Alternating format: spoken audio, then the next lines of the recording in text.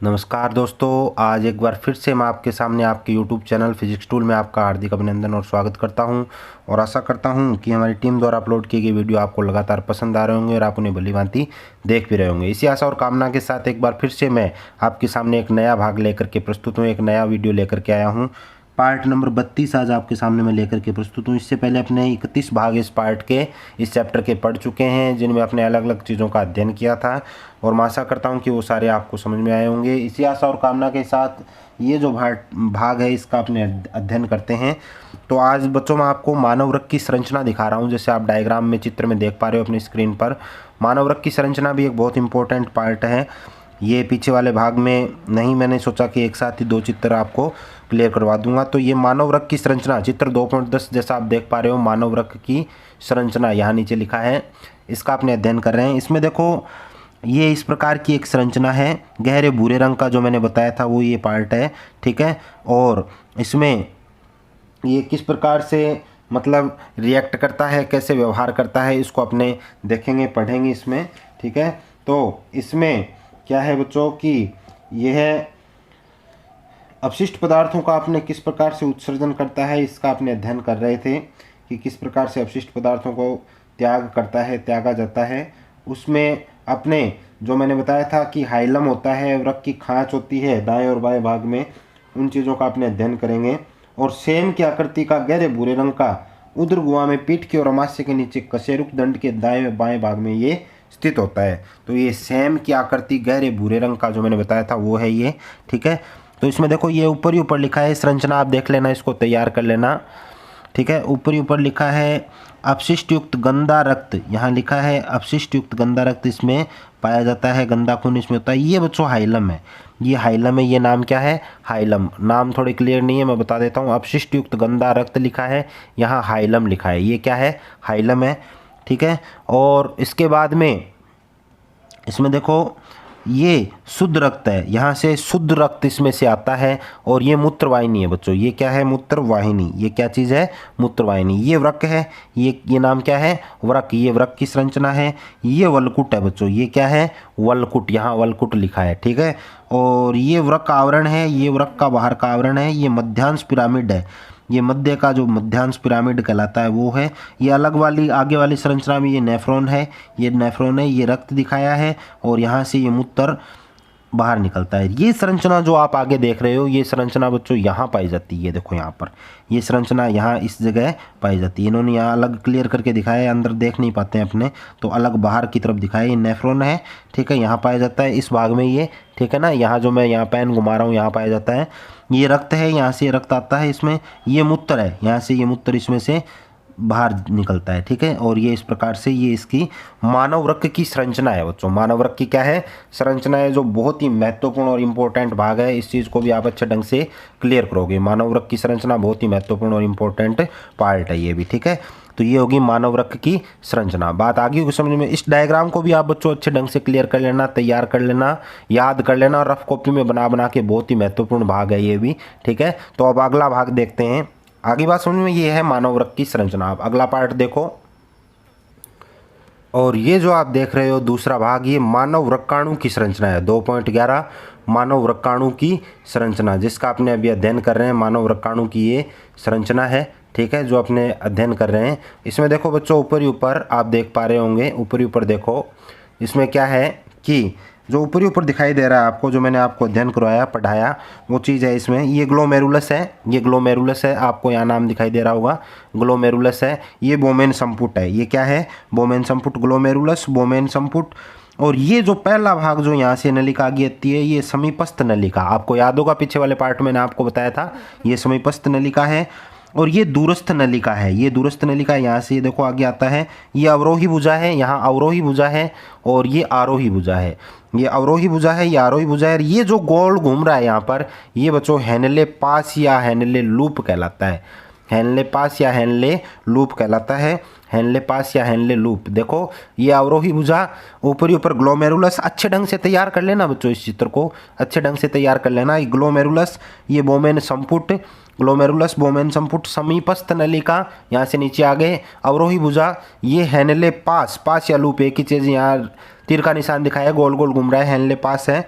ये आरोही भुजा है। फिर ये आगे आ गया, फिर यहाँ दूरस्थ नलिका है, यहाँ से आगे आके देखो ये नली घूम रही है लगातार, दूरस्थ नलिका है। फिर आगे घूम गए, फिर नीचे चल रहे हैं, ठीक है। तो दूरस्थ नलिका, दूरस्थ नलिका के बाद में संग्रह नलिका, दूरस्थ नलिका के बाद में संग्रह नलिका, ठीक है। फिर ये नीचे आ गए अपने, और ये संग्रह नलिका से फिर नीचे आएंगे तो ये देखो ये है जो मूत्राशय, संग्रह नलिका के नीचे वाले भाग में क्या है, मूत्राशय।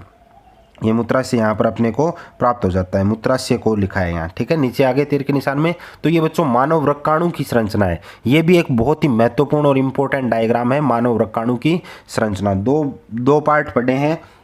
एक तो अपने वृक्क की संरचना यानी 2 डायग्राम का अध्ययन किया है आज अपने, और एक ये मानव वृक्काणु की संरचना जो आप स्क्रीन पर देख पा रहे हो, ये मानव वृक्काणु की संरचना है। इसमें ग्लोमेरुलस, बोमेन संपुट, समीपस्थ नलिका, दूरस्थ नलिका, अवरोही भुजा, हैनले पास, हैनले लूप, पास या लूप एक ही चीज़ है, आरोही भुजा, संग्रह नलिका, दूरस्थ नलिका और मूत्राशय को यहाँ पर ये प्राप्त हो जाता है। तो ये बच्चों मानव वृक्काणु की संरचना है। ये भी एक बहुत ही महत्वपूर्ण भाग है जो मैंने आपको अभी बताया। इसको भी आप अच्छे ढंग से तैयार करोगे, ये आशा करता हूँ मैं आपसे। चित्र बना के आप डायग्राम बना के इस चीज़ को तैयार कर लेना, आपको ये अच्छे ढंग से तैयार हो जाएगा, ठीक है ना। तो ये हो गया आपका मानव वृक्काणु की संरचना का चित्र 2.11, ठीक है। पहले जो एक मैंने पहले बताया था, ये 2 चित्र आज मैंने आपको एक साथ बता दिए, ठीक है ना। तो वो पीछे वाला जो था वृक्काणु, जो मानव वृक्क की संरचना, वो तो पीछे वाले भाग का डायग्राम था। वो जो पीछे बनाया था उत्सर्जन तंत्र, उसके जस्ट नीचे बना सकते हैं, जहाँ पर वृक्क का आपने अध्ययन आया था ना, वृक्क टॉपिक था, वहीं पर उसको अपने बना सकते हैं, ठीक है ना। जो पीछे बताया था मैंने आपको, उसके जस्ट नीचे वो बना सकते हैं, जहाँ उत्सर्जन तंत्र के नीचे वृक्क का जो अध्ययन आया था, गहरे भूरे रंग का सेम के आकार का जो वर्णन पढ़ा था ना आपने, जिसमें बाहरी वलकुट भीतरी मध्यांश, बाहरी वलकुट भीतरी मध्यांश मैंने आपको दिखाया था, वहाँ वो डायग्राम आ जाएगा 2.10 वाला, मानव वृक्क की संरचना। और ये वृक्काणु की संरचना, ये आज अब अपने अध्ययन करेंगे इसी पार्ट में। ये जो मैंने आपको अभी दिखाया है, ये अब मैं इसी पार्ट में आपको अध्ययन करवाऊंगा। तो देखो अध्ययन करते हैं आगे, डायग्राम समझ में आ गया होगा आपको, आगे देखो। तो आगे देखो बच्चों, अब डायग्राम के बाद में अपने जिस चीज़ का अध्ययन कर रहे हैं अगला पार्ट, उसका नाम है मूत्र निर्माण। उसका नाम क्या है, मूत्र निर्माण। मूत्र निर्माण है उस टॉपिक का नाम, उसका आपने अभी अध्ययन कर रहे हैं। तो उसमें देखो मूत्र निर्माण में क्या है, अभी जो ग्लोमेरुलस बोमेन संपुट वाला चित्र दिखाया वो तो हो जाएगा। अब चित्र बनाने के बाद में आप क्या लिखोगे कि मूत्र निर्माण की क्रिया 3 चरणों में पूरी होती है। मूत्र निर्माण की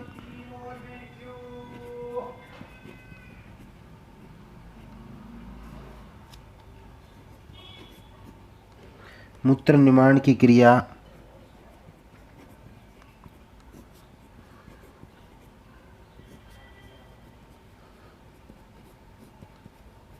3 चरणों में पूरी होती है। कितने चरणों में पूरी होती है, 3 चरणों में पूरी होती है। मूत्र निर्माण की क्रिया 3 चरणों में पूरी होती है। कौन कौन सी, देखो, जो वृक्क के अलग अलग भागों में संपन्न होती है, जो वृक्क के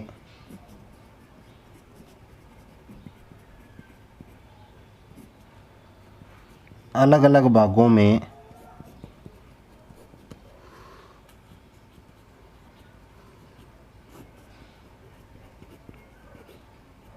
संपन्न होती है, जो वृक्क के अलग अलग भागों में संपन्न होती है, ठीक है। पहला तो है इसमें गुच्छीय निस्पंदन। पहले पार्ट का नाम है गुच्छीय निस्पंदन, ठीक है ना। पहला पार्ट है गुच्छीय निस्पंदन, ठीक है। दूसरा भाग है पुनः अवशोषण। दूसरा पार्ट है पुनः अवशोषण। और तीसरा भाग है बच्चों स्त्रावण। तीसरा पार्ट है स्त्रावण। ये 3 भाग हैं इसके, गुच्छीय निस्पंदन, पुनः अवशोषण और तीसरा पार्ट है स्त्रावण। अब देखो अपने गुच्छीय निस्पंदन का अध्ययन करते हैं। पहला भाग है उसका अध्ययन करते हैं, गुच्छीय निस्पंदन। गुच्छीय निस्पंदन, इसका अध्ययन करते हैं।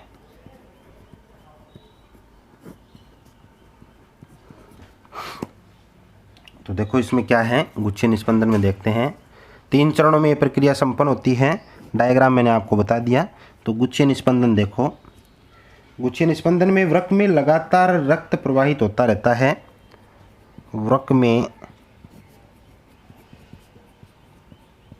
लगातार रक्त प्रवाहित होता रहता है।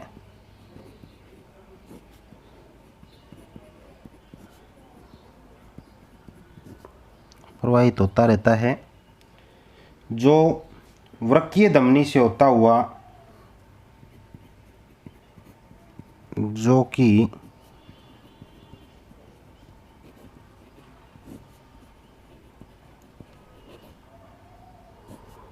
धमनी से होता हुआ, वृक्कीय धमनी से होता हुआ अभिवाही धमनी के अभिवाही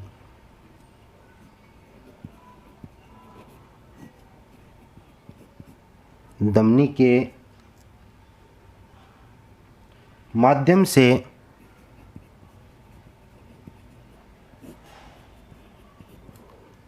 अभिवाही धमनी के माध्यम से, सॉरी दिखाई नहीं दिया, अब देखो, वृक्क में लगातार रक्त प्रवाहित होता रहता है जो कि वृक्कीय धमनी से होता हुआ अभिवाही धमनी के माध्यम से, होता हुआ अभिवाही धमनी के माध्यम से अशुद्ध रक्त,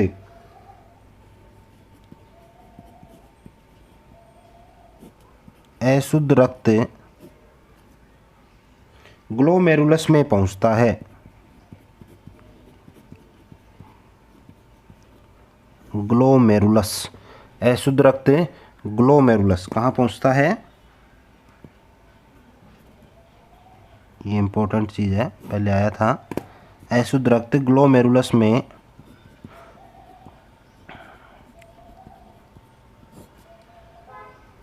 पहुंचता है, ठीक है। वहाँ पर रक्त का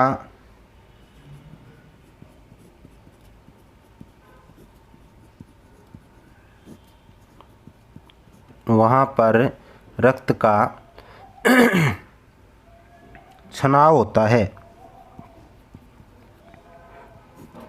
यानी जिसे अपने छानना बोलते हैं ना, वहाँ पर रक्त का क्या होता है बच्चों? छनाव होता है, ठीक है। क्योंकि अशुद्ध और जो शुद्ध रक्त होते हैं उसमें से अलग अलग कर लिया जाता है, अशुद्ध अलग हो जाता है और शुद्ध अलग हो जाता है। तो रक्त का क्या होता है? वहाँ पर छनाव होता है, यानी छान लेते हैं उसको, ठीक है ना। अशुद्ध एक साइड में और शुद्ध रक्त एक साइड में, तो वो हो गया उसका छनाव, ठीक है ना। तो वहाँ पर रक्त का क्या होता है? छनाव होता है, ठीक है। जिससे गुच्छीय निस्पंदन कहते हैं,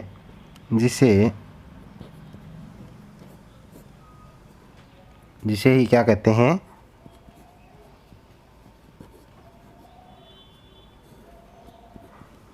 गुच्छीय निस्पंदन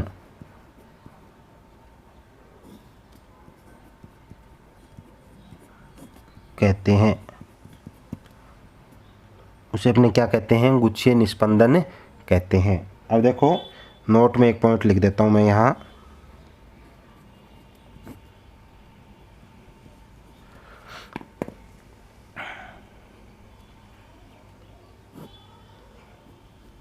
नोट में देखो क्या है कि वृक्क के द्वारा प्रति मिनट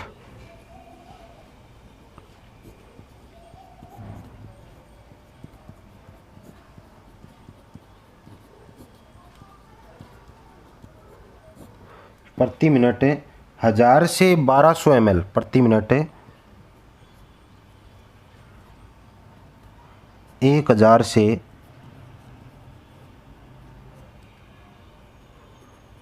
1200 ml तक रक्त का 1200 ml तक रक्त का छनाव होता है।